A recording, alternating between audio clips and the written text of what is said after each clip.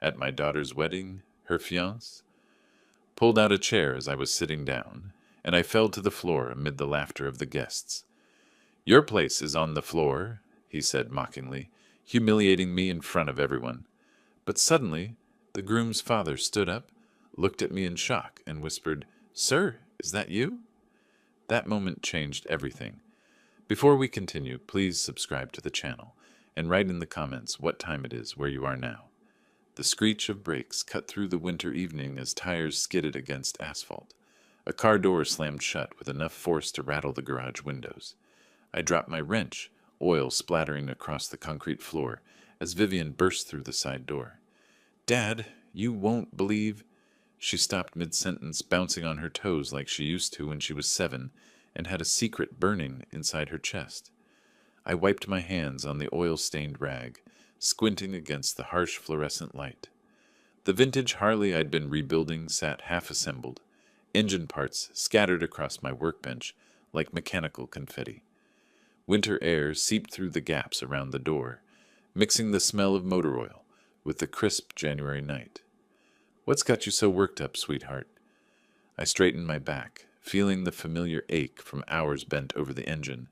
Her eyes sparkled brighter than the engagement ring catching the garage light. The diamond was bigger than anything I could have afforded on a mechanic's salary. She thrust her phone toward me, nearly vibrating with excitement. Jasper proposed. Look, Dad, look at this video. I set down the rag and took her phone carefully, my calloused fingers leaving smudges on the screen. The video showed a restaurant I'd never been able to afford. Crystal chandeliers, white tablecloths, servers in pressed uniforms. Jasper knelt beside a table, his expensive suit perfectly tailored, a Rolex glinting on his wrist as he presented the ring box. He said we're getting married in April, Vivian rushed on, her words tumbling over each other. You'll be so happy for me, Dad. He's everything I've dreamed of. I watched the video again, noting how Jasper barely looked at the young waitress who refilled their water glasses. His gesture was dismissive, almost irritated by the interruption. In the background, I caught his voice saying something to someone off camera, the tone condescending though I couldn't make out the words. Of course I'm happy for you, Princess. I handed back the phone, forcing a smile. When do I get to meet his parents? Vivian's nervous laughter echoed against the garage walls. Oh, they're traveling in Europe for 2 months, but they'll be back just before the wedding. Jasper says we don't need to wait for them to plan everything. Traffic hummed from the Brooklyn street beyond the garage door. Somewhere down the block, neighbors called goodnight to each other, their voices carrying on the cold air. I picked up another wrench, needing something to do with my hands. That's quite a timeline, I said, keeping my voice neutral. April's not very far away. I know. She spun around, arms outstretched like she was embracing the whole world. Jasper says when you know, you know. He doesn't believe in wasting time with long engagements. The fluorescent light buzzed overhead, casting harsh shadows across the tools scattered on my workbench. I glanced at the video one more time as Vivian held the phone, watching Jasper's face. Something about his expression when he thought no one was looking made my chest tighten. Show me that ring again, I said, stepping closer. She extended her hand, and I studied the diamond carefully. It was flawless, expensive, the kind of ring meant to impress rather than express love. The setting was modern, cold somehow, lacking the warmth of the simple band I'd given her mother 28 years ago. It's beautiful, Vivian. Really beautiful. Isn't it? He has such amazing taste. She pulled her hand back, admiring the way the stone caught the light. He wants to take you to dinner tomorrow night, so you two can get to know each other properly. I nodded, already thinking about the suit hanging in my closet, wondering if it would be nice enough for wherever Jasper had in mind. The oil stain on my work shirt seemed darker suddenly, more obvious under the bright garage lights. I'd like that, I said, though unease crawled up my spine like cold fingers. Just the 3 of us? Yes, his parents won't be back until right before the wedding. But that's perfect, actually. You'll have his full attention. She kissed my cheek, leaving behind the scent of her perfume mixed with the winter air still clinging to her coat. As she headed toward the door connecting the garage to the house, she paused. Dad, you're going to love him once you really get to know him. I promise. The door clicked shut behind her, leaving me alone with the half-assembled motorcycle and the echo of her words. I picked up the wrench again, but my hands had started to shake slightly. The video played once more in my mind. Jasper's dismissive gesture, the rushed timeline, the absent parents. I closed the garage door and headed inside, but the cold feeling in my chest had nothing to do with the January night. 2 hours later, I sat at the desk in my small home office, staring at the computer screen that had taken forever to boot up. The photo of Maria smiled at me from its place beside the monitor, her wedding dress white as fresh snow, her eyes bright with the same joy I'd seen in Vivian's face tonight. I touched the gold chain around my neck where my wedding ring hung, hidden beneath my shirt. The metal was warm from my body heat, a constant reminder of promises made and kept. I need to know who this boy is, Maria, I whispered to the photograph. Help me protect our girl. Facebook loaded slowly on my old computer. I'd found Jasper's profile easily enough. Jasper Hale, financial analyst at Morrison & Associates. His profile picture showed him leaning against a red Ferrari, sunglasses reflecting the camera flash, his smile sharp as a knife edge. I scrolled through his posts, each one making my stomach tighten further. Finally found someone who appreciates the finer things. Moving Up posted 3 days ago with a photo of an expensive restaurant bill. Old generation just doesn't understand modern success. Still living in the past while we're building the future. From last week, with dozens of likes from friends whose profiles showed similar attitudes. In the comments section of a friend's post about getting a promotion at a construction company, Jasper had written, "Congrats, I guess. Some people are content with ordinary lives, not me." Ambition matters. My hands clenched into fists as I read through more posts. Photo after photo of luxury cars, expensive watches, high-end restaurants. But it wasn't the money that bothered me. It was the attitude behind every caption, every comment. The way he looked down on people who worked with their hands, who built things, who served others. A post from December caught my attention. Upgrading my lifestyle one smart choice at a time. Sometimes you have to leave your past behind to step into your future. The comments were filled with encouragement from friends who seemed to share his values. One person had asked about his new girl, and Jasper had replied, "She's perfect, sweet, trusting, and her father's exactly the kind of simple man who won't complicate things." Simple man. The words hit me like a physical blow. I leaned back in my chair, the old springs creaking under my weight. Around me, the small office felt smaller suddenly. Family photos covered the walls. Vivian's graduation, her first apartment, birthday parties where she'd blown out candles, while I cheered from behind the camera. In every picture, it was just the two of us. No extended family.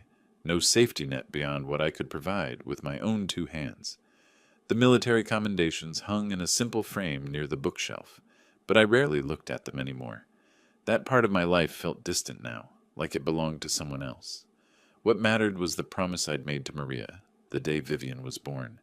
I would protect our daughter from anyone who might hurt her. I clicked through more of Jasper's photos, him at charity events, but always positioned to show off his expensive suit rather than the cause. Pictures from work functions where he stood slightly apart from his colleagues, his body language suggesting he considered himself above their company. In one photo from a company retreat, he'd written, "Networking with the right people. It's not what you know, it's who you know and how to use them." Use them. The phrase made my skin crawl. The house was quiet around me, settling into the night with familiar creaks and sighs. Through the thin walls, I could hear Mrs. Rodriguez next door, watching her evening telenovela, the dramatic music drifting through the winter air. Normal sounds of a normal neighborhood where people looked out for each other and worked honest jobs. I thought about Vivian's face tonight, how radiant she'd looked, how completely she trusted this man. She'd inherited her mother's ability to see the best in people, to believe in love conquering all obstacles. It was one of the things I cherished most about her, and now it terrified me. My reflection stared back from the dark window, gray hair, weathered face, hands that showed decades of honest work. Everything Jasper seemed to despise about my generation. But those hands had held my daughter when she cried, had taught her to ride a bicycle, had worked extra shifts to pay for her college education. I closed the laptop and sat in the darkness for a long moment. Tomorrow night I would meet Jasper face to face. I would look him in the eye and see if the man matched the arrogant voice in these posts. I would give him a chance to prove my suspicions wrong. But if he was what these posts suggested, if he saw my daughter as another acquisition, another step up his social ladder, then I would need to find a way to protect her without destroying her faith in love itself. The photograph of Maria seemed to nod in the dim light from the street lamp outside. I touched the wedding ring beneath my shirt one more time, drawing strength from the metal that had witnessed decades of devotion. Tomorrow, I would begin to learn what kind of man wanted to marry my daughter. I woke up the next morning with Jasper's social media posts still burning in my mind. Sleep had come in fragments, interrupted by dreams of Maria, warning me about men who saw love as a business transaction. The winter sun struggled through my bedroom curtains, casting weak light across the room where I'd raised Vivian alone for 26 years. The phone rang while I was spreading peanut butter on toast, my breakfast routine unchanged for decades. Vivian's voice bubbled through the speaker, still riding high on engagement euphoria. "Dad, good morning. Did you sleep well?" I couldn't sleep at all. I kept staring at my ring. "Morning, sweetheart. I'm glad you're happy." I set down the knife, focusing on keeping my voice steady. "So, about tonight. Jasper made reservations at the Golden Fork for 7:30. Do you know it? It's in Manhattan, near Central Park. He says it's one of the city's hidden gems." I knew the name from newspaper reviews I'd never had reason to read, the kind of place where appetizers cost more than I spent on groceries in a week. "Sounds fancy," I said, already wondering if my one good suit would be appropriate. "Oh, it is. Jasper has such refined taste. And Dad? His parents are still in Europe. They won't be back until just before the wedding. But that's perfect because tonight will be all about you two getting to know each other." 2 months in Europe. The kind of casual luxury that spoke of serious money. I thought about my own vacation time, saved up over years and spent on long weekends fixing the house or visiting historical sites with Vivian. "When did they leave?" I asked. "Right after Christmas. They're doing some kind of extended art tour. Florence, Paris, Vienna. Jasper says they travel for months at a time. Isn't that romantic?" Or convenient, I thought, but kept it to myself. "Well, I'm looking forward to meeting your young man properly," I said. 7:30, you said?" "Yes. And Dad? Dress nice, okay? Jasper really values making good first impressions." After she hung up, I stood in my small kitchen, looking around at the home I'd worked so hard to maintain. The refrigerator was covered with Vivian's artwork from elementary school, photos from her college graduation, memories of a life built on love rather than money. The morning light revealed every worn edge, every place where I'd chosen function over form because my budget demanded it. I spent the afternoon preparing like I was getting ready for an inspection. My one good suit, navy blue, purchased for Vivian's college graduation, hung from the closet door while I considered whether it would pass muster at the Golden Fork. The fabric was quality, but it was 5 years old and showed the careful mending I'd done on a small tear near the pocket. In the bathroom mirror, I studied my reflection with brutal honesty. 58 years old, hair more gray than brown, face marked by decades of outdoor work and the stress of single parenthood. My hands bore scars from years of mechanical work, calluses that spoke of honest labor. Not the manicured hands of a man who made his living with spreadsheets and market analysis.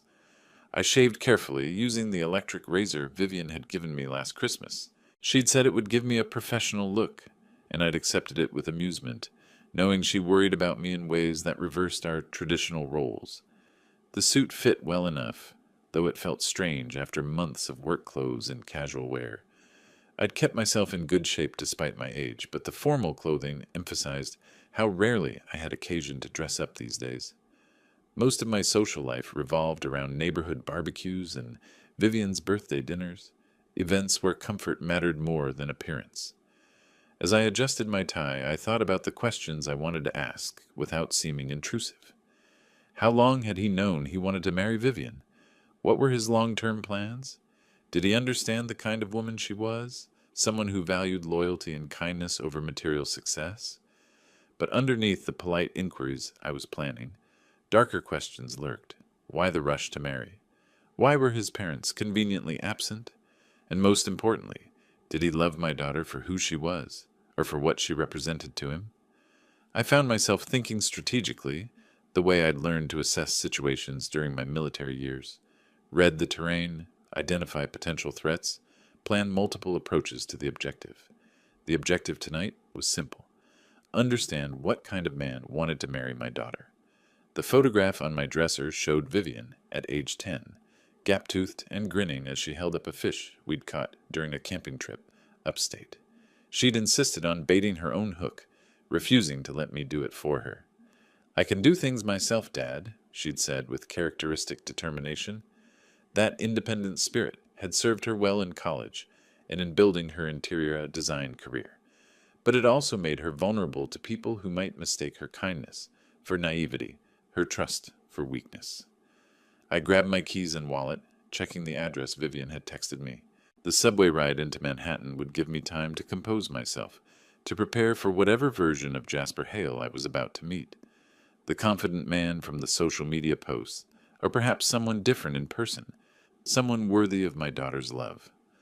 Outside, the January air bit at my face as I locked the front door.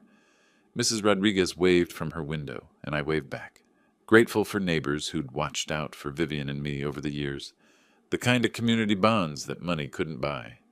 As I walked toward the subway station, I realized I was approaching this dinner the same way I'd once approached potentially dangerous situations overseas: alert, prepared, but hoping for the best outcome. Tonight, I would learn whether my daughter had chosen a partner or a predator. The taxi pulled away from the curb on Fifth Avenue, leaving me standing before the Golden Fork's imposing facade. Crystal chandeliers gleamed through floor-to-ceiling windows, and a doorman in white gloves gestured toward the entrance with practiced elegance. I adjusted my tie one final time, feeling the weight of every dollar this place would cost. Inside, marble floors reflected the soft glow of amber lighting. Other diners spoke in hushed tones, their clothing worth more than my monthly mortgage payment. The hostess, a young woman with perfect posture and a smile that didn't reach her eyes, looked me up and down with barely concealed assessment. "Rhea's party?" I said, keeping my voice steady. She led me through tables where men wore watches that caught the light like small suns, and women draped themselves in jewelry that sparkled with each gesture. I spotted Vivian immediately, her face lighting up as she waved enthusiastically from a corner booth. Beside her sat Jasper, checking his phone with the casual indifference of someone accustomed to keeping others waiting. "Dad!" Vivian stood as I approached, but Jasper remained seated until the last possible moment, rising slowly as if the effort inconvenienced him. "Mr. Reyes?" His handshake was limp, dismissive, lasting exactly long enough to avoid outright rudeness. "Vivian's told me so much about you." The way he said it suggested she'd told him too much for his comfort. "Likewise," I replied, settling into the chair across from them. "Congratulations on your engagement." Jasper's smile was all teeth and no warmth. "Thank you. We're very excited about our future together." He signaled the waiter with an imperious gesture. "Wine selection tonight will be the 2001 Bordeaux, bottle service." No consultation, no question about preferences. The waiter nodded deferentially and disappeared. "So, Mr. Reyes." Jasper leaned back in his chair, fingers steepled like a man conducting an interview. "Vivian tells me you work with your hands. That must be satisfying." The pause before satisfying carried volumes. "I'm a mechanic," I said simply. "I fix things that are broken." How refreshingly honest. His laugh had sharp edges. "I'm in financial services myself. Portfolio management, high-stakes investments. Different world entirely, I suppose." Vivian reached across the table to squeeze my hand. "Dad rebuilt his motorcycle completely from scratch. It's beautiful. A vintage Harley from the 70s. "Motorcycles." Jasper checked his Rolex ostentatiously. "Dangerous hobby for someone your age, wouldn't you say?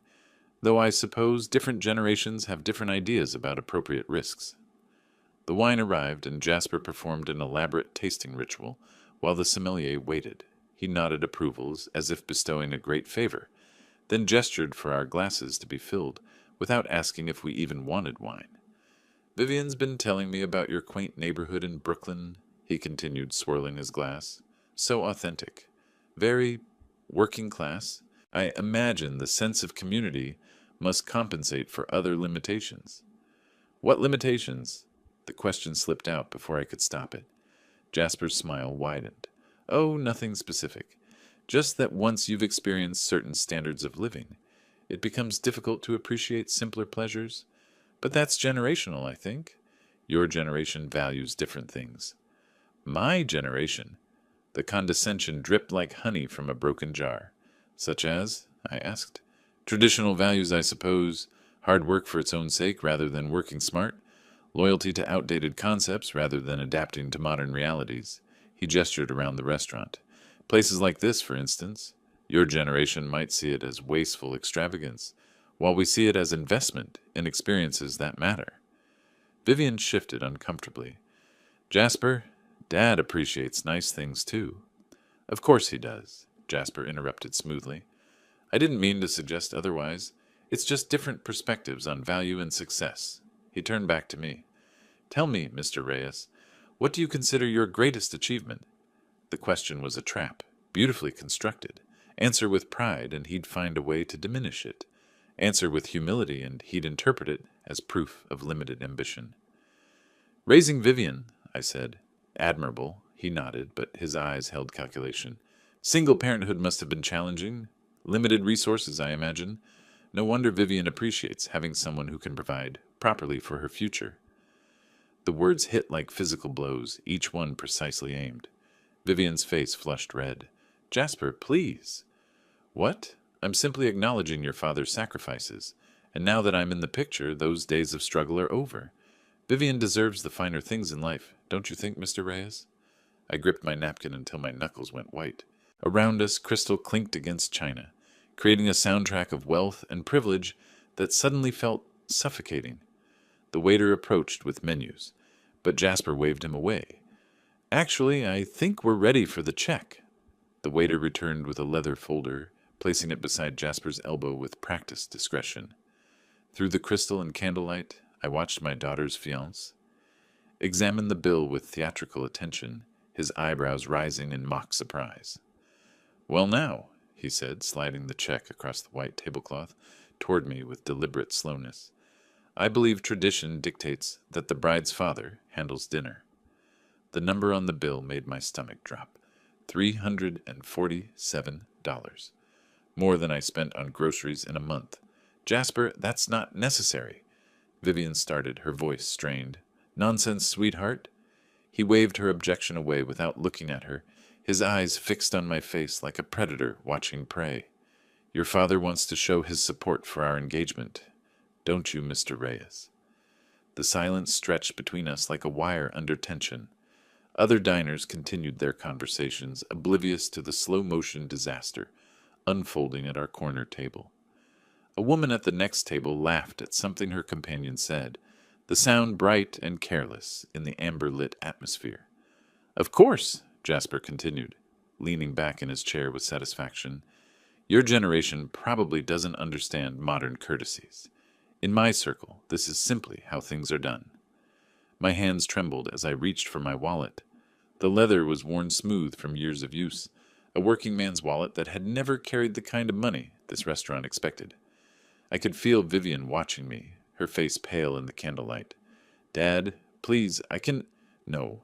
I placed my credit card on the check, praying the transaction would go through. It's fine, Princess. Jasper's smile was triumphant. Excellent. I do appreciate a man who understands proper protocol. He checked his phone again, scrolling through messages as if the moment of my humiliation was already forgotten. You know, Mr. Reyes, Vivian was worried you might not approve of our relationship. I told her mature adults always find ways to get along. The word mature landed like a slap. Around us, the restaurant hummed with quiet prosperity.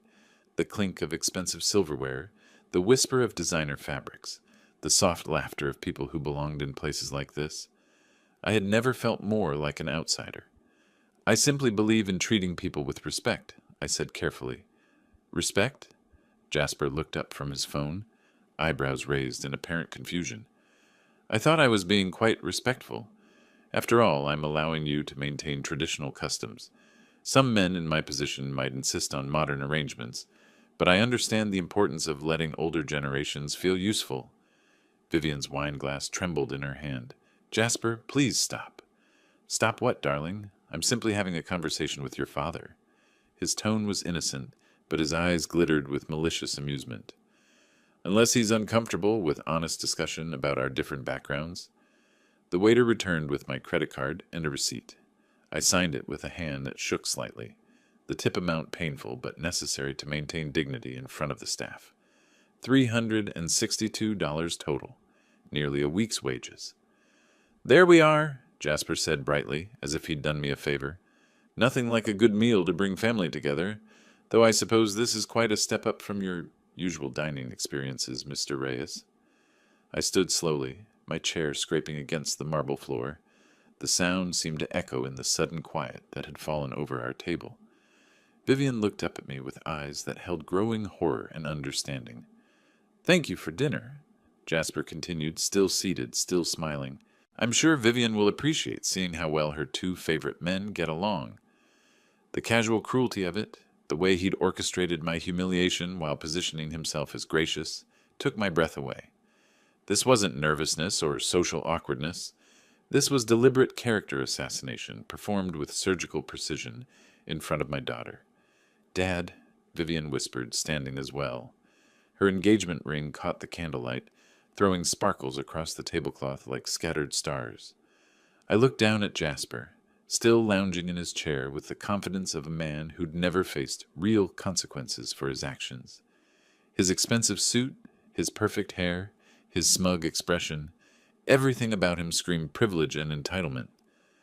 Vivian, I said quietly, I think we need to talk. I touched Vivian's elbow gently, guiding her away from the table toward a quieter alcove near the restaurant's entrance. Behind us, Jasper remained seated, already absorbed in his phone as if the evening's events were simply another successful business transaction. The alcove was dimly lit, designed for intimate conversations and private moments. Through the amber glass, I could see the busy Manhattan street beyond, normal people living normal lives, unaware of the small drama playing out behind crystal and marble. Dad, Vivian started, then stopped, her hands twisting together in her lap. Princess, I kept my voice gentle, though my chest still burned with suppressed anger. I need you to really think about how he treated both of us tonight. She stared at the table between us, her engagement ring catching the soft light. Maybe he was just nervous. First impressions are hard, and he knows how important you are to me. Was that nervousness? I asked quietly. The way he spoke about our neighborhood? The way he made me pay while acting like he was doing me a favor? Her face flushed, but she still wouldn't meet my eyes. He's used to a different world, Dad. Different customs. Maybe it just seemed normal to him. Vivian, look at me. She raised her head reluctantly, and I saw my little girl again, the child who used to crawl into my lap when the world felt too big and confusing. A man who truly loves you would never deliberately humiliate your father, I said. He wouldn't mock the neighborhood where you grew up or dismiss the work that put food on your table. But I love him, she whispered, and the words sounded like a plea. And he says he loves me. I believe you love him. But, honey, love isn't enough if it's not returned the same way. I reached across the table, covering her hands with mine. I've seen his type before. They start with small disrespects and build from there. Tonight was a test, to see how much I'd take, how much you'd excuse. She was quiet for a long moment, staring at our joined hands. When she spoke, her voice was barely audible. I saw how he looked at you. That wasn't nervousness, was it? No, sweetheart, it wasn't. He's never talked to me that way, she said quickly, as if defending him could make the evening's events disappear. He's always been sweet and attentive. I'm sure he has been. You're beautiful, successful, kind. Everything a man like him wants to acquire. The word tasted bitter in my mouth. But acquisition isn't love, Vivian. Love means cherishing what someone values, not dismissing it. Tears gathered in her eyes. What if you're right? What if I've made a terrible mistake? The question broke my heart. I thought of all the times I'd watched her struggle with decisions, wanting to shelter her from every disappointment, but knowing she needed to learn to trust her own judgment. Then you figure out what to do next, I said simply. And you remember that whatever happens, you're not alone. You have people who love you for exactly who you are, people who would never ask you to be ashamed of where you come from. She wiped her eyes with the cloth napkin, leaving small dark spots on the expensive fabric. I thought I was so smart, so independent. How did I not see this? Because you have a good heart, and you believe the best in people. Don't ever let anyone make you think that's a weakness. I squeezed her hands. You deserve someone who honors what you value, not someone who sees your love as a step up his social ladder. Through the alcove's glass partition, I could see Jasper still at our table, now speaking animatedly on his phone. His body language was relaxed, confident, a man who believed he'd won an important victory. I keep thinking about the way he talked about our neighborhood, Vivian said slowly, like it was something embarrassing instead of home. Your mother and I chose that neighborhood because it was full of good people who looked out for each other. You grew up surrounded by teachers and firefighters and shop owners who knew your name and watched you grow up. That's not something to be ashamed of. I know, she said, but her voice was uncertain. Do you? Because the way he talked tonight, you'd think honest work was something to be hidden, like the hands that built your treehouse and taught you to change a tire were somehow shameful. She looked back toward Jasper, who had finished his call and was now checking his watch with obvious impatience. He's probably wondering what's taking so long. Let him wonder. I kept my voice steady, though part of me wanted to march back to that table and explain a few things about respect. This conversation is about you, not him. What should I do, Dad? The question I'd been dreading and hoping for in equal measure. I thought of Maria, of the advice she would have given our daughter in this moment. Only you can decide that, Princess. But whatever you choose, I'll be here. And if you ever need a safe place to land, our door's always open. She nodded, fresh tears spilling over. I love you, Dad. I love you too, sweetheart, more than you'll ever know. She stood up slowly, straightening her dress and composing herself. I should go back. He'll want to leave soon.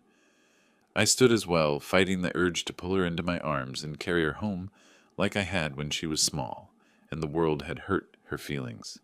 Just remember what we talked about, okay? And trust your instincts. They're better than you think. We walked back toward the main dining room together, her hand resting lightly on my arm. The taxi pulled away from the Golden Fork as Manhattan's glittering facade began to fade behind us. I slumped against the worn vinyl seat, feeling every one of my 58 years settling into my bones like winter cold. The driver's radio played soft jazz, a stark contrast to the symphony of car horns and sirens that formed the city's eternal soundtrack. Through the fogged window, I watched the transformation unfold, towering glass monuments giving way to older brick buildings, designer storefronts replaced by corner bodegas and laundromats. The people on the sidewalks changed too, from power suits and designer heels to work clothes and practical shoes. My world, the world Jasper had spent the evening mocking. My hand found the gold chain beneath my shirt, fingers closing around the warm metal of Maria's wedding ring. 28 years since I'd slipped it onto her finger, 18 since I'd taken it off for the last time. The promise I'd made at her bedside echoed in the taxi's quiet space. Take care of our girl, Gus. Keep her safe from anyone who'd hurt her. I thought I understood what that meant then. Scraped knees and teenage heartbreak, maybe some college boy who didn't appreciate her worth. I never imagined someone like Jasper, who could slice her self-worth into ribbons while smiling and calling it love. The Brooklyn Bridge stretched ahead, its cables catching the reflection of streetlights like a web of silver threads. Below, the East River flowed dark and endless toward the harbor where I'd first set foot in New York 40 years ago, fresh out of the service with nothing but hope and determination. What would you do, sweetheart? I whispered to the window, watching Maria's face form in the condensation. How do I protect her without losing her? But I knew what she'd say. Maria had never tolerated bullies, whether they wore expensive suits or torn jeans. When Vivian was 8 and Tommy Morrison kept pulling her braids at school, Maria had marched down to that playground and given Tommy a lecture about respect that left him wide-eyed and apologetic. Not through threats or intimidation, but through the simple, devastating power of moral authority. The taxi turned off the bridge into familiar territory. Brownstone apartments with fire escapes zigzagging down their faces, small front yards where people grew tomatoes and roses in equal measure. Mrs. Rodriguez's window glowed warm yellow, her evening telenovela providing soundtrack to the neighborhood's settling rhythm. I thought about Vivian's face in that quiet alcove, the way her certainty had cracked when I'd asked her to really look at Jasper's behavior. She was starting to see it, the condescension disguised as charm, the control masquerading as care. But seeing and accepting were different things, especially when your heart was invested in a different story. My chest tightened as I replayed the evening's humiliations, the way Jasper had dismissed our neighborhood as quaint, as if the place where I'd raised my daughter was some kind of museum exhibit. The calculated cruelty of sliding that check across the table, knowing exactly what it would cost me, knowing I'd pay it anyway for Vivian's sake. But it was more than money. It was the message behind it, that I was old, weak, irrelevant, that my values were outdated, my work meaningless, my love for my daughter nothing more than an obstacle to be circumvented. "You're wrong about that, boy," I said to the passing streetlights. "Dead wrong." The taxi slowed, turning onto my street, where the trees were just beginning to show the first hints of spring buds. Porch lights created pools of welcome warmth, and I could see Mr. Fox across the street putting out his garbage for tomorrow's collection. Normal people living normal lives, building something solid with their hands and hearts. I'd spent 30 years in this neighborhood, watching children grow up and move away, helping neighbors through divorces and job losses and family celebrations. These were the people Jasper saw as beneath him, teachers and mechanics and shop owners who measured their worth in relationships rather than bank accounts. The wedding ring pressed against my chest as the taxi pulled up to my house. Through the front window I could see the living room where I'd taught Vivian to tie her shoes, where we'd watched Saturday morning cartoons and built blanket forts that covered half the furniture, where Maria and I had planned our future, and where I'd raised our daughter alone when that future was cut short. "I promised you I'd keep her safe," I said to the empty seat beside me. "That boy is dangerous, Maria. Not with fists or weapons, but with something worse. He wants to own her, not love her." The meter clicked off, and I handed the driver cash with a tip that would help him get home to his own family. As he pulled away, I stood on the sidewalk, looking up at the house that had sheltered 3 generations of honest living. Tomorrow, I would call Vivian. We'd talk, really talk, about what she'd seen tonight and what it meant for her future.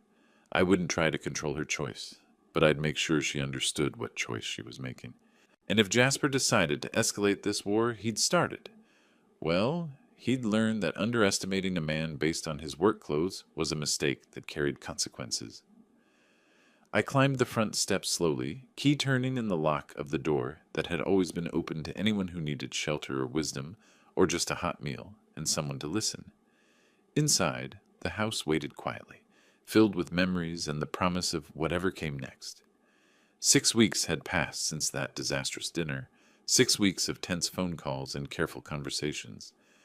Vivian had been asking questions about respect, about relationships, about the difference between love and possession. Each conversation made Jasper more agitated, more desperate to regain control. The sound of an expensive engine cut through the quiet Brooklyn evening, followed by a car door slamming with unnecessary force. Through my front window, I watched Jasper stride up the walkway, his expensive coat whipping behind him like a battle flag. He didn't knock, he pounded.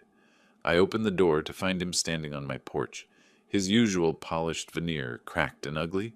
Without invitation, he pushed past me into the living room, his eyes taking in the modest furniture and family photos with unconcealed disdain. "We need to talk," he said, spinning to face me. "Now." I closed the door deliberately, keeping it unlocked. "About what?" "Don't play dumb with me." His voice was sharp, aggressive. "Vivian's been different since that dinner. She's asking questions, having doubts. I know you've been poisoning her mind against me." "Have I?" I kept my tone level, watching him pace like a caged animal in my living room. "What exactly do you think I told her?" "You told her I was disrespectful, that I don't value family." He stopped pacing, his hands clenched at his sides. "You made her question everything about our relationship." I told her what I observed. Nothing more, nothing less. His laugh was harsh, brittle. "Right. The concerned father act. Very touching. He stepped closer, using his height to try to intimidate. But here's what you're going to do. You're going to call her tomorrow and apologize. Tell her you were wrong about me, that you overreacted. Or what? The question hung in the air between us. Jasper's face flushed red, and for a moment the mask slipped completely away. Or you'll find out what it's like to lose access to your daughter permanently. I studied his face, the entitled rage, the desperation beneath the bluster. This was a man who'd never been told no, never faced real resistance. In his world, money and status solved every problem, bought every compliance. "Young man," I said quietly, "I think you're forgetting yourself." "Am I?" He pulled out his phone, waving it like a weapon. "One call to Vivian right now. I tell her you threaten me, that you're trying to break us up out of jealousy. Who do you think she'll believe? Her loving fiancé? Or her bitter, lonely father? Is that really how you want to play this?" Something in my tone made him hesitate. For the first time since he'd barged through my door, uncertainty flickered across his face. I stood perfectly still, hands relaxed at my sides, but something about my posture made him take a half step back. "You don't understand," he said, his voice rising. "I've worked too hard to get where I am. I won't let some old mechanic ruin everything I've built." "And what exactly have you built?" "Success, money, a future." He gestured wildly around my modest living room. "Things you wouldn't understand. Real achievement, not just this?" "This," I said, indicating the photos of Vivian's childhood on the mantelpiece, "is a daughter who knows she's loved unconditionally. This is 26 years of bedtime stories and scraped knees and homework help.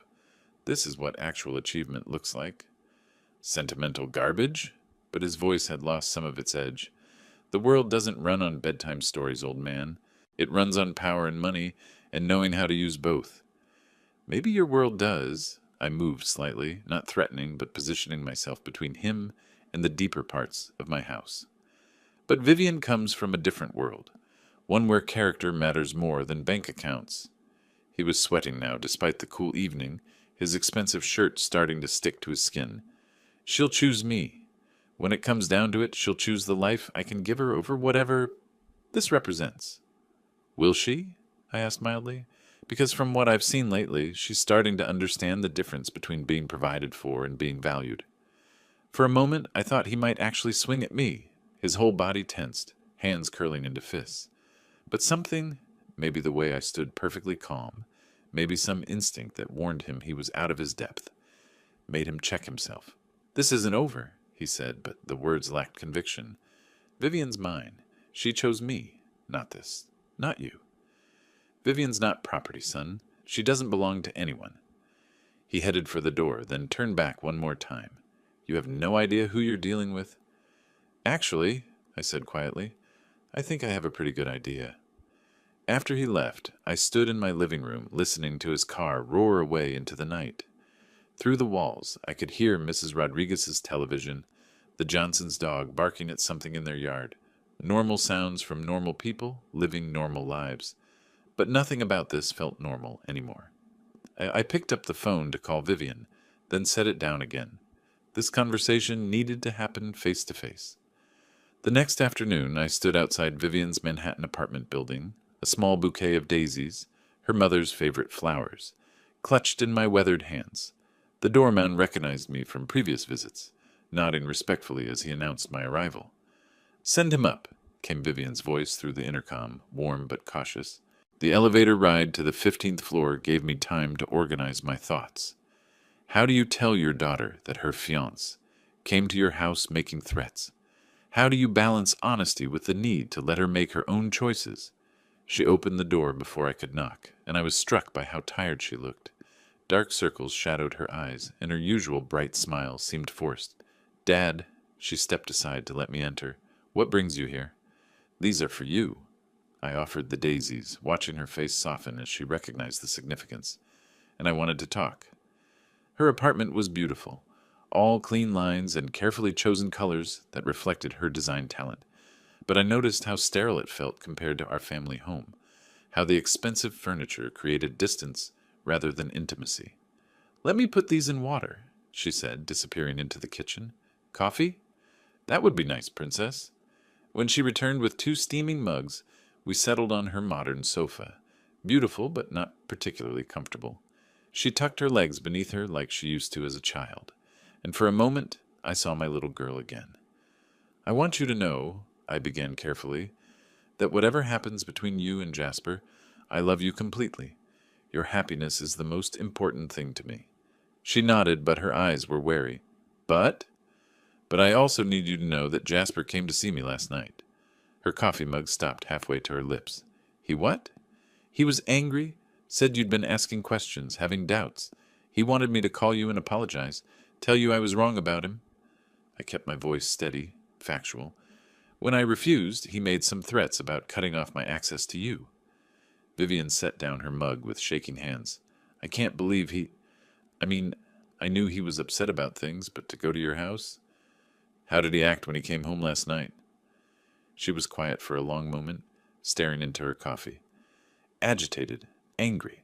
He said he'd had a difficult day at work, but now that I think about it... She looked up at me with growing horror. Dad, I'm so sorry. I never thought he would... You have nothing to apologize for. I leaned forward, covering her hands with mine. But I am worried about you. The way he spoke about you last night, like you were something he owned rather than someone he loved. Tears gathered in her eyes. I've been thinking about what you said at the restaurant, about respect and how people treat what you value. She wiped her cheek with the back of her hand. He's never talked about our neighborhood the way he did that night. Never made me feel ashamed of where I came from. And how do you feel about that? Confused, hurt. She pulled her hands free, wrapping her arms around herself. I love him, Dad. I really do. But the man I fell in love with wouldn't threaten my father, wouldn't try to cut me off from my family. People don't usually start with the big controlling behaviors, I said gently. They start small, criticizing your friends, making you feel guilty for spending time with family, making you question your own judgment. She was nodding, tears flowing freely now. He has been doing that. Little comments about my choices, about how I should dress for his work functions, about how my friends aren't sophisticated enough. She looked at me with dawning realization. How did I not see it? Because you loved him. Because you wanted to believe the best. I moved closer, wrapping my arms around her like I had when she was small and the world felt too big and confusing. That's not a weakness, sweetheart. That's who you are. Someone who believes in people, who sees their potential. But what if I'm making a mistake? What if I'm throwing away something good because I'm scared? I thought about Maria, about the promise I'd made to protect our daughter from anyone who would hurt her. But protection sometimes meant stepping back, letting her find her own strength. Only you can answer that, I said. But I can tell you this. A man who truly loves you would never try to separate you from the people who matter to you. Love doesn't make demands like that. She cried quietly against my shoulder, while afternoon light streamed through her windows, illuminating the expensive furniture and designer accessories that suddenly seemed less important than the simple act of a father comforting his daughter. I don't know what to do, she whispered. You don't have to decide everything today. But remember, whatever you choose, I'll be here. Our door is always open, and our love for you never changes. She pulled back to look at me, her eyes red but clearer than they'd been in weeks.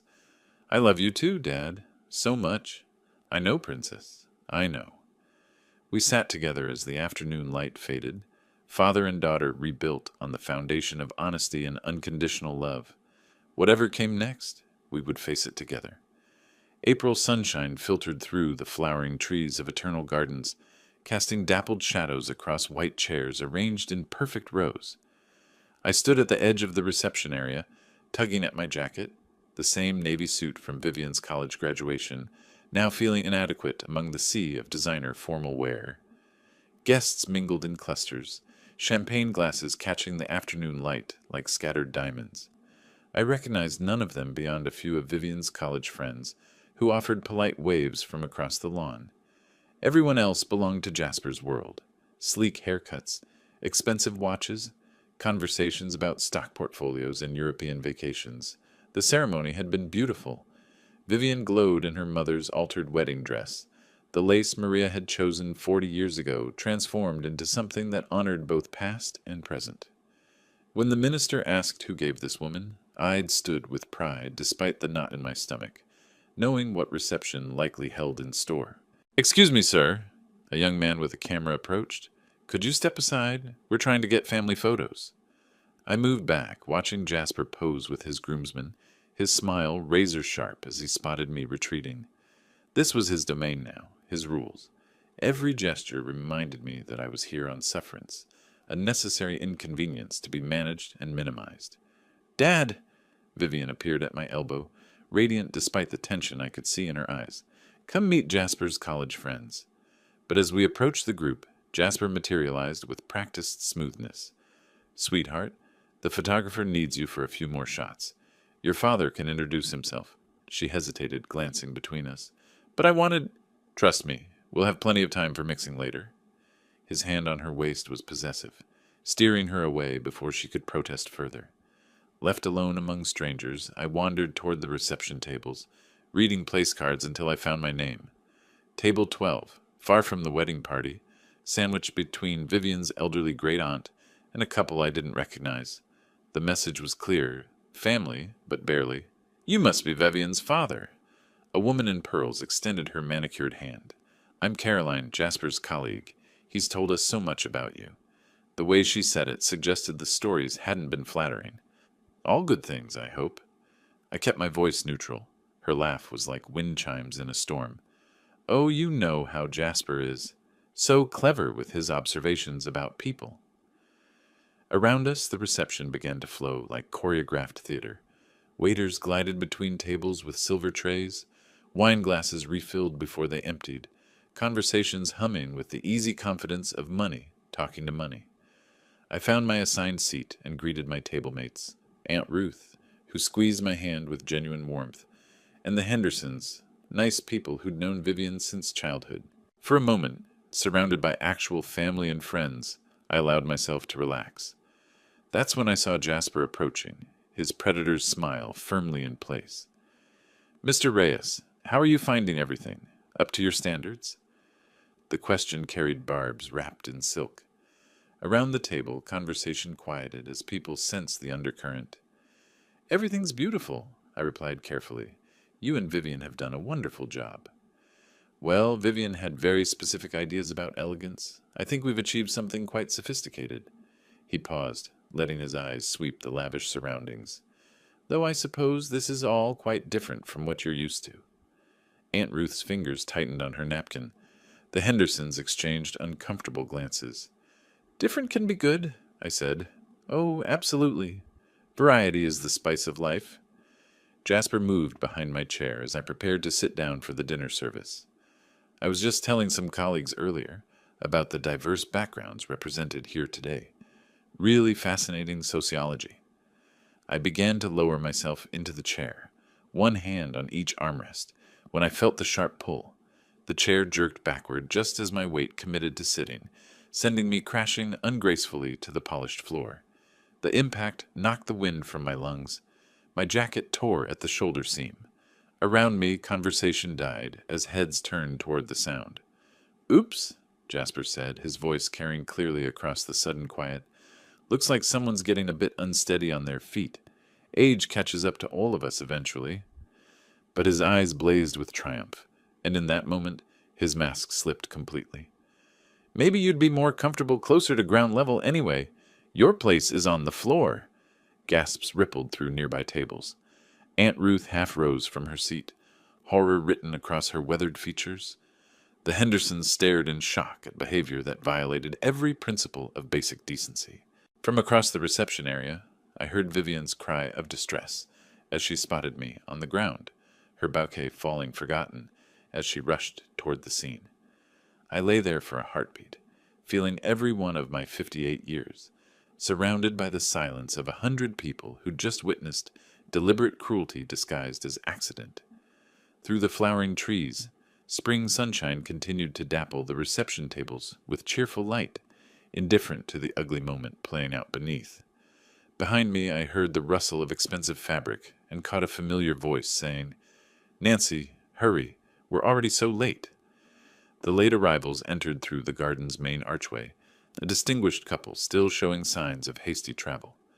The man moved with unmistakable military bearing despite his civilian clothes, scanning the reception with practiced eyes that took in everything: the uncomfortable silence, the scattered guests, and the man being helped from the ground. "Sol, there you are!" A woman near the entrance waved relief. "We were so worried about the flight delay." But Sol Hale had stopped moving entirely, his attention locked on the figure struggling to stand with his daughter's assistance. Something about the way the older man held his shoulders, even in distress, triggered a memory buried deep in combat-trained reflexes. "It can't be," he whispered, leaving his wife Nancy's side without explanation.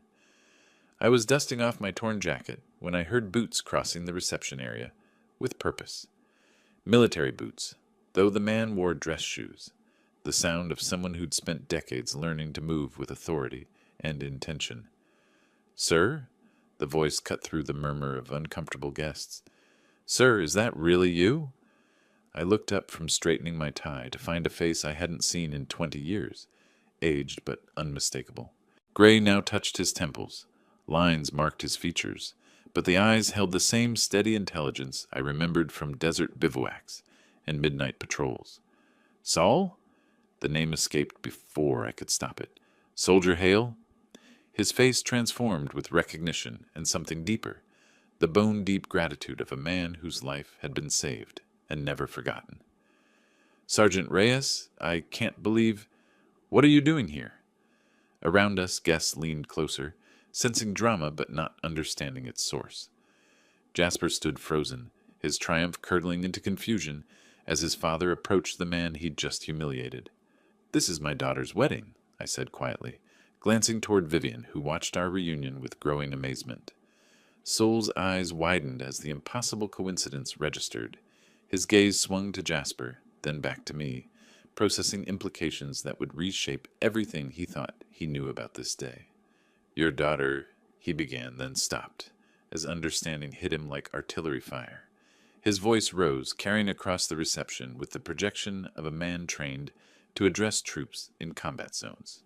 "Ladies and gentlemen, I need everyone to understand something." The authority in his tone commanded immediate attention. Conversations ceased. Waiters paused mid-service. Even the string quartet lowered their instruments. "This man," Sewell continued, his hand falling on my shoulder with reverence, "is Sergeant Gus Reyes, United States Army. In April 2003, forward operating base Charlie in Iraq, insurgents overran our position during a night patrol." Nancy appeared at his side, recognizing the story she'd heard countless times, but never expecting to meet its hero. Her eyes filled with understanding as she looked between her husband and the man who'd saved him. "I was wounded, trapped under enemy fire." Saul's voice carried emotion that 20 years hadn't diminished. "This man, this hero, risked his life to pull me to safety. He carried me 300 yards through active gunfire to the evacuation point." Gasps rippled through the crowd. Heads turned toward me with new awareness, recontextualizing everything they'd witnessed. The man on the ground wasn't some working-class embarrassment. He was a decorated veteran who'd earned his honor in blood and courage. "I recommended him for the Silver Star," Sol continued, his voice thick with pride and emotion. "For valor under fire, for saving the life of a fellow soldier when any reasonable person would have sought cover." Jasper's face had gone white as desert sand. His mouth worked soundlessly as the magnitude of his miscalculation became clear. The simple mechanic he'd been tormenting was a war hero, decorated for the kind of courage Jasper couldn't imagine possessing. "He never told me," Vivian whispered, but her voice carried in the stunned silence. Tears streamed down her cheeks as she looked at me with new eyes. "Dad, you never said anything about—" "I just did my job, Sewell," I interrupted, uncomfortable with the attention. "Any soldier would have done the same thing." "No, sir, not any soldier." Sewell's voice cracked with emotion. "You saved my life so I could come home to Nancy, so I could see my son grow up, so I could walk him down this very aisle today."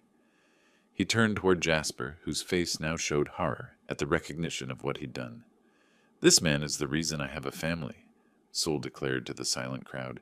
"He's a genuine American hero, and if I just witnessed someone treating him with anything less than complete respect—" His eyes found Jasper's, carrying a father's disappointment that cut deeper than any shouting could. The reception area buzzed with whispered conversations as guests processed the revelation. Wine glasses sat forgotten on tables as people stared at the torn-jacketed man who'd carried their host's father to safety under enemy fire. From her position beside me, Vivian reached for my hand, squeezing it with fierce pride and love. "Welcome home, Sergeant," Soul said formally, snapping to attention in his dress clothes, a soldier honoring his commander one final time. The silence stretched like held breath until Jasper stepped forward, his face ashen but resolute. The confident predator who'd orchestrated my humiliation had vanished, replaced by a young man confronting the wreckage of his own character. His voice cracked. He cleared his throat and tried again, moving toward the microphone the band had been using for announcements. "I need to address everyone here." Guests shifted uncomfortably as he adjusted the microphone with trembling hands. Vivian moved closer to me, her grip on my arm tight with apprehension. What happened here tonight, what I did, was inexcusable. His words carried across the reception area, amplified for everyone to hear. "I've spent months treating this man with disrespect and contempt, and I just learned why that makes me not just wrong, but despicable." Nancy Hale pressed her hands to her mouth, recognizing her son's anguish. Soul stood rigid, waiting to see if the boy he'd raised could find the courage to make things right. "My father just told you that Sergeant Reyes saved his life in Iraq." Jasper's voice gained strength as he forced himself to continue. "What he didn't tell you is that for the past few months, I've been treating this war hero like he was beneath me. Because he's a mechanic. Because he lives in Brooklyn instead of Manhattan. Because I was too insecure and stupid to see past my own prejudices." A woman at table 6 whispered something to her companion. I caught fragments. Pulled the chair, deliberately humiliated. I made fun of his neighborhood, his work, his values. I forced him to pay for an expensive dinner just to watch him struggle with the bill. Jasper's confession grew more painful with each admission. Tonight, I pulled his chair away and watched him fall, then told him his place was on the floor. Gasps echoed across the reception. Several guests looked toward me with expressions ranging from sympathy to outrage. The photographer, still holding his camera, seemed unsure whether to document this unprecedented breakdown of wedding protocol. "And why did I do all this?" Jasper continued, his voice raw with self-recrimination. "Because I was afraid. Afraid I'd never measure up to my father's service. Afraid that Vivian would see I'm not half the man either of them is. So I tried to tear down someone who deserved only honor and respect." He turned directly toward me, abandoning the microphone to speak from his heart. "Mr. Reyes, Sergeant Reyes, I am profoundly sorry. You saved my father's life, and I repaid that debt by trying to humiliate you in front of your daughter. I don't expect forgiveness, but I'm asking for the chance to earn it." The reception area had gone completely still. Even the catering staff had stopped moving, transfixed by the public dismantling of a man's pride in service of his conscience. "I want to learn from your example," he continued, his voice breaking. "I want to become the kind of man who deserves to be part of your family, the kind of man who protects and honors what matters, instead of attacking it out of fear." Tears streamed down Vivian's face as she watched her new husband strip away every pretense, every defense, laying his flaws bare before God and everyone. Nancy had moved to Saul's side, both parents watching their son with a mixture of heartbreak and hope. I stepped forward, feeling the weight of Maria's ring against my chest and the promise I'd made to protect our daughter. But protection sometimes meant teaching others how to love her properly. "Son," I said, my voice carrying clearly in the silence, "it takes more courage to admit mistakes publicly than it does to make them privately. What matters now isn't what you did, it's what you choose to do going forward." Relief flooded his features as I extended my hand, then pulled him into the embrace his apology had earned.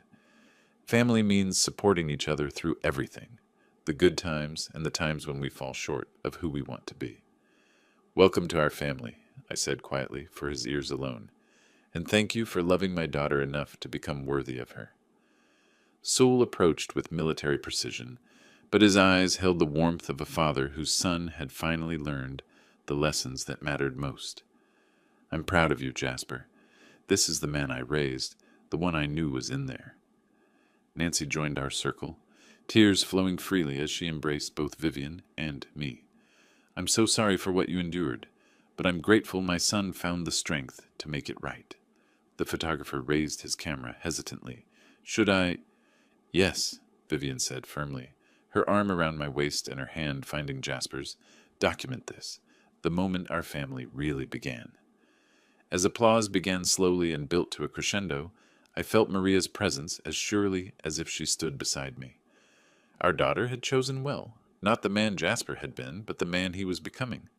The band resumed playing, couples moved toward the dance floor, and somewhere in the garden's flowering trees, spring sang its eternal song of growth and second chances.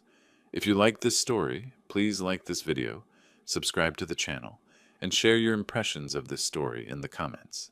To listen to the next story, click on the box on the left. Thank you for watching.